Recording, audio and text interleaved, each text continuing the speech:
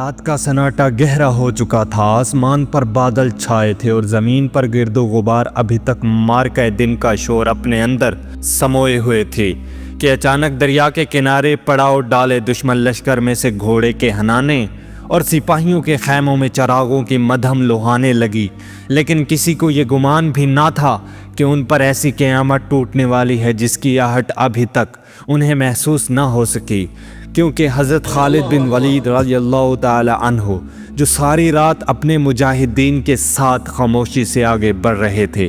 ایک نئی جنگی چال کے ساتھ دشمن پر ٹوٹ پڑنے کے لیے تیار تھے۔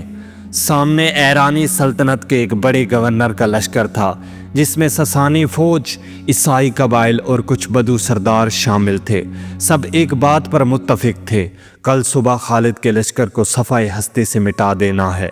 مگر خالد کو رات کا انتظار تھا۔ وہ وقت آ پہنچا جب دریائے فراق کے قریب دشمن خیموں کے پیچھے چھپے ہوئے اسلامی لشکر نے 3 اطراف سے ایک ساتھ حملہ کر دیا۔ دشمن کو جب تک سمجھ آتی ان کے خیمے جل چکے تھے، گھوڑے بکھلا چکے تھے اور سپاہی اپنی تلواروں تک پہنچنے سے پہلے ہی کاٹ دیے جا چکے تھے۔ حضرت خالد خود گھوڑے پر ننگی تلوار ہاتھ میں لیے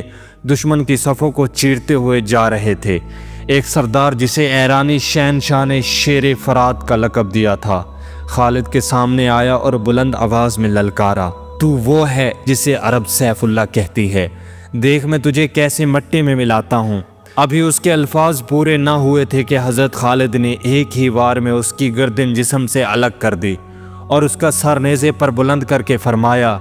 یہ ہے اللہ کی تلوار کا جواب۔ پورا میدان خوف سے لرز اٹھا۔